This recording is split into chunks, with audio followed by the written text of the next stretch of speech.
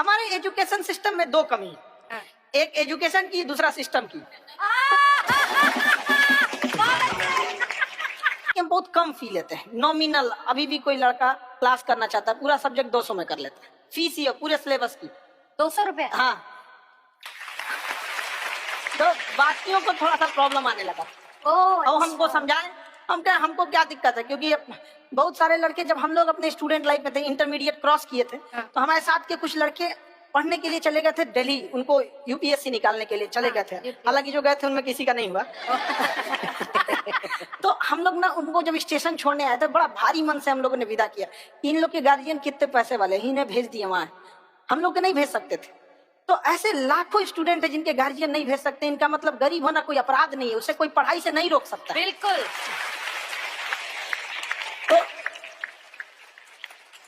तो हमने ठान लिया था कि कभी अगर मौका मिलेगा तो उसको हम जरूर कम करेंगे। तो इस साल हमको मौका मिला, तो वो जो टफेस्ट एग्जाम है इंडिया का, यूपीएससी, उसकी 2.5 लाख की फीस को हम 7,500 में कर दिए। और सेम, बहुत बढ़िया, वेरी गुड। और इंडिया के सबसे बेस्ट टीचर के साथ जो भी हैं अपने सब्जेक्ट में, उससे बेस्ट इंडिया में कोई नहीं। और इतना के बावजूद ऐसे हम लोग को लगता होगा 7,500 बहुत कम है। एक लड़की ने कहा कि सर शाम वाले बैच को ना मॉर्निंग में कर दीजिए। हम कहे बाबू, तो इतना सबके इंडिविजुअल से तो बैच ट्रांसफर नहीं है, क्या प्रॉब्लम है? उसने कहा ना, शाम में हमको दूसरे के यहाँ बर्तन मांजने जाना होता है। तो हम लोग को लगता है कि जितना ये तकलीफ है, इससे कई गुना जाते हैं। और कई बार तो ऐसा लगता है कि वो भी ना ले। एक लड़का बेचारा नदी से बालू निकालता था और वो बालू को भरता था, फिर नाव बालू को किनारे लेके बेचती थी, और वो बालू भरता था, उससे मेरी फीस ले आया। हमारा हाथ कांप गया, हम कैसे फीस ले लेंगे यहाँ पर। बहुत बढ़िया। उसी दिन हमने ये प्रण लिया था कि भारत का कोई भी बच्चा, उसके सफलता में पैसा उसकी बाधा नहीं बनेगी, चाहे उसको जितना भी पढ़ना रहे यहाँ पर। क्या बात। और अर्चना जी, मैं इनके बारे में एक बात, सर आपके बारे में मैं एक बात कहना चाहता हूँ। इनका जो स्टार्टअप है ये बूटस्ट्रैप्ड है। अच्छा। मैं साधारण भाषा में बता देता हूँ, ये सेल्फ फंडेड है। इन्होंने अभी तक किसी और से पैसा नहीं लिया है, ये इन्वेस्टर के पैसे से नहीं, इन्होंने खुद इसको बिल्ड किया है। और बल्कि इतना स्ट्रॉन्ग स्टार्टअप है ये कि मैं चाहूंगा कि अगर इन्वेस्टर्स को इन्वेस्ट करना हो तो मैं इंडोर्स करता हूँ ऐसे स्टार्टअप्स को। यही सब चीजों को देखते हुए कई लोगों ने धमकी भी दिया था वहां पर। अच्छा। और उसके बाद बम चला दिए, और 7-8 बम चला दिए, और कुछ ब्लास्ट हुआ। एक बेचारा नया लड़का आया था एडमिशन लेने के लिए, उसकी स्कूटी उड़ा दिया। वो आया था, कहा कि सर हम तो पढ़ने आए थे, हमारा स्कूटी उड़ गया। हमारी ऑफिस उड़ा दिया था। एक तो पास में आके गिरा। हाँ। और नहीं फटा हो।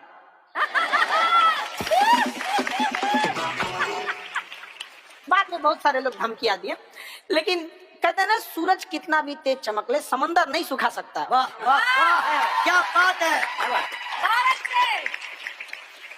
मैम एक्चुअली ये फीस कम करने का एक और रीजन है। 2.5 लाख 3 लाख की जो फीस में सब लोग पढ़ाई अफोर्ड नहीं कर पाते। हाँ। इसलिए वो कुछ ही लोग अफोर्ड कर पाते हैं, तो उनका मेंटल लेवल तो बहुत ऊपर चला जाता है। हाँ। लेकिन एक पूरे देश का मेंटल लेवल थोड़ा सा स्टेबल नहीं हो पाता है। तो जब फीस कम रहेगी तो हर वो लड़का तैयारी करने के लिए आगे आएगा जिसका सपना है देश के लिए कुछ करने का। सीटें लिमिटेड हैं, उन्हें को मिलेगी, लेकिन जिन्हें नहीं मिलेगी उसे मिलेगा देश का एक जिम्मेदार नागरिक। तो इस देश को बदलना। हम लोग विश्व गुरु कहे जाते थे, क्यों? क्योंकि दुनिया से लोग हमारे यहाँ पढ़ने आए थे। चाइना से हैंसांग आया, फायान आया, आज कोई नहीं आता है। हम लोग का उद्देश्य एक समय आएगा जो फिर आएंगे यहाँ पढ़ने के लिए। क्या बात है। पर आप देखो अर्चना जी, सबसे ज्यादा आईपीएस आईएएस बिहार से निकलते हैं। आप देखो पढ़ाई लिखाई में पॉलिटिशियन बहुत बड़े बड़े निकले हैं। तो ऐसा नहीं है, ऑप्शन भी नहीं है वहाँ पे, इंडस्ट्री नहीं है, खेती करेगा तो कोई खास वो नहीं रहे, ऑप्शन भी नहीं है। सही बात है। बिहार की मिट्टी में एक चीज है, जिद तो बहुत जबरदस्त है। कुछ भी नहीं रहेगा तो सब कुछ पाने का उसको जिद रहेगा, करके भी दिखा देगा। कर देंगे विवेक सर, आपके बारे में हमने सुना एक बार आप संन्यास लेने चले गए थे। कौन वापस लेके आया आपको? फिर कहाँ तक पहुँच गए थे आप? नहीं, मैं एमबीए की पढ़ाई के बाद मैं ये सोचा था कि अपना जीवन भगवान की सेवा में समर्पित कर दूं। अच्छा। बहुत साल मैं वृंदावन में रहा था और गुरुकुल में रहा था। अच्छा। और वहाँ सेवा करना, बहुत अच्छी शिक्षा मिली। मैं बोलता हूँ मेरी असली एमबीए वही थी, मोस्ट ब्यूटीफुल एसोसिएशन। और मैं वहाँ भगवत गीता पढ़ी, जहाँ मुझे गीता से लगाव हुआ। तो मेरे गुरुजी का आदेश था कि आप भगवत गीता को बिजनेस मैनेजमेंट के साथ जोड़ के देश दुनिया में बताओ। मेरे को लगा बड़ा मुश्किल काम है। हमारे बाद में देखा कि डॉक्टर स्टीफन कॉवी जिनकी किताब है 7 habits of highly effective people, आप सबने पढ़ी हो, उन्होंने बोला मैंने 7 हैबिट भगवत गीता से ली है। और हमारे देश के लोग ऐसे हैं जो मेरी किताब पढ़ते हैं, जो कि 3.5 मिलियन कॉपीज बिक चुकी हैं, और भारत में भगवत गीता नहीं पढ़ते। तो मुझे लगा कि मैं गीता विद मैनेजमेंट के ऊपर आकर के बातचीत करूं। मुझे लगा बहुत कठिन होगा, पर मेरे गुरुजी का आदेश था कि कठिनाई आपको तभी तक दिखेगी जब कठिनाई को देखोगे। तो एक छोटा उन्होंने मुझे बताया, पूछा कि इस कमरे में लाल रंग कितनी जगह है, देखो आप भी एक बार जरा देख के बताओ। तो 7-8 जगह लाल रंग दिख रहा है यहाँ पे आपको, 1 2, वो लाल रंग टी शर्ट पे 3 4 5, ये लाल हो गया 6, उधर लाल हो गया 7, एप्पल लाल, बिल्कुल ठीक सा। पर जब आप लाल रंग ढूंढ रहे थे तो क्या आपको हरा रंग दिख रहा था? Yes no? नहीं। जब आप लाल रंग ढूंढ रहे थे तो क्या आपको काला रंग दिख रहा था? Yes no? नहीं। नो। जिंदगी भी ऐसी है, जो क्या बात? ढूंढोगे वही मिलेगा, बाकी कुछ नहीं मिलेगा। तो उन्होंने कहा कि आप इसी सोल्यूशन पे फोकस करो और गीता के मैसेज को पहुंचाओ। तो मैं बिजनेस मैनेजमेंट के प्रोग्राम्स कॉर्पोरेट्स में करने शुरू किए, क्योंकि गीता पहला मोटिवेशनल सेमिनार जो पृथ्वी के इतिहास में कपिल जी हुआ, वो कृष्ण ने दिया था। पहले मोटिवेशनल स्पीकर इस पृथ्वी के इतिहास के कृष्ण थे, जिन्होंने अर्जुन को रणभूमि में मोटिवेट किया। बड़ी पेशेंस कृष्ण ने अपने लीडरशिप क्वालिटी से दिखाई, वो मुझसे मुझे बड़ा इंस्पायर किया, वो चर्चा ने इंस्पायर किया और डिस्कशन ने इंस्पायर किया। तो डिस्कशन को मैं आज भी लेके चलता हूँ अपने साथ। काकर, हमने सुना है आप 5 स्टार में रुके थे कल और नीचे जाके वड़ा पाव खाने गए आप रेडी पे।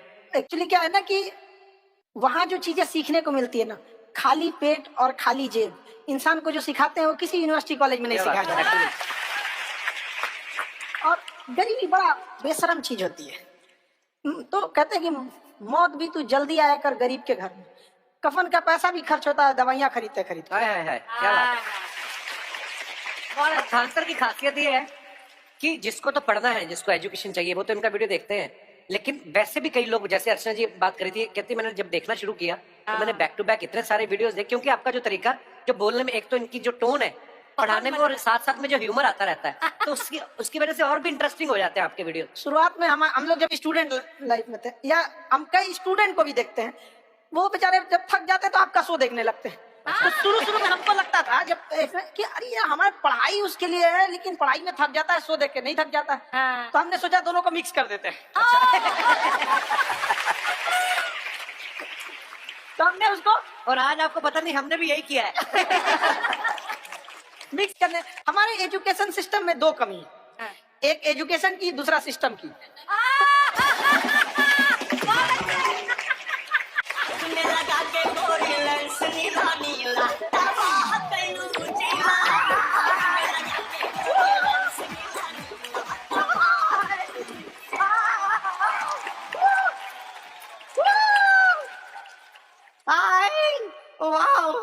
नमस्ते गुरुजी, नमस्ते विवेक जी, नमस्ते खान सर। अच्छा लग रहा है, वाह आप लोगों से मिलकर। आप हम मर सकते हैं। वाह, मरो फिर। ये नहीं, कैसी नहीं। बातें कर रही हो गुड़िया तुम? हम कह रहे हैं हम इंट पे मर सकते हैं। आप पटना से है ना? हमें भी पटना पसंद है। बस कोई पटाने वाला चाहिए। नहीं, मजाक नहीं कर रहे हैं। आपका जो चैनल है, हम दिन में 10 बार आपके चैनल को सब्सक्राइब करते हैं। अरे हाँ, और बेल आइकन तो हम इतना जोर से दबाते हैं कि बाकी यूट्यूब वाले बाहर निकल के देखते हैं कि ये कौन है जिसने इनका चैनल इतना जोर से दबा दिया बेल आइकन। गुड़िया तो शर्म नहीं आती है, आते फ्लर्ट शुरू कर दिया ना तूने। तो जाते हुए करते हैं क्या? विवेक जी नमस्ते। आपसे एक काम था, छोटा सा कर देंगे आप? ये क्यों करेंगे? नहीं गुरुजी, हमेशा अपने वीडियो में कहते हैं कि विवेक से काम लो, विवेक से काम लो। विवेक मतलब दिमाग से काम लो आप। हाँ, तो विवेक जी अपने दिमाग से ही काम लेंगे। बहुत दिमाग है उनके पास। ये देखिए, जो आदमी, आपको मैं बताइए, जो आदमी बिना फिल्म किए कपिल शर्मा शो में आ गया, कितना दिमाग होगा उसके पास। लेकिन एक बात है जिसकी वजह से मैं आप तीनों से नाराज हूँ। क्यों? क्या बात? हर चीज में मोटिवेट मोटिवेट मोटिवेट क्या होता है? सच कह रहा है, जब भी ये शब्द सुनते हैं हमें लगता है कोई हमें चिढ़ा रहा है। बदल दीजिए ना, खाली मोटिवेट बोलना है क्यों जरूरी है? कुछ और कीजिए। रोटी वेट, छोटी वेट, पतली वेट, कुछ भी बोलिए, मोटिवेट हटाइए। तो गुड़िया तू भी एक्सरसाइज किया कर ना, देख डॉक्टर साहब ने कितना वजन कम किया है, तू भी कर ले। ठीक है, फिर मोटिवेट से ही चला लेंगे। लेकिन मोटिवेशन कोई बुरा बात नहीं है। हमारे दादाजी भी वैसे बहुत मोटिवेट करते थे। हाँ, एक बार तो तालाब में डूब रहे थे हमारे दादाजी। हमारे पास रस्सी भी था, ट्यूब भी था, फिर भी हम अपने दादाजी को बचा नहीं पाए। क्यों? क्योंकि हमने उनकी ओर तिनका फेंका ना, वही कहते थे डूबते को तिनका का सहारा काफी। नहीं लगा सहारा, दादाजी बुड़बुड़ बुड़बुड़ बुड़बुड़। गुड़िया तू क्या करने आई इधर? अरे हाँ, हम क्या करने आए हैं पूछना था सर खान सर। ये जो हमारा एक चाचा का लड़का है, उसको क्या है, थोड़ा पढ़ाई में प्रॉब्लम हो रहा है, तो 12वीं का पढ़ाई आप उसको अच्छी तरह करवा के 12वीं पास करवा देंगे आप? करवा देंगे, वेरी गुड, बात कर लेते हैं। हाँ राम सरोवर, देखो हमारा बात हो गया है, ये 10वीं जो तुमसे नहीं दिया जा रहा है वो नहीं देना है।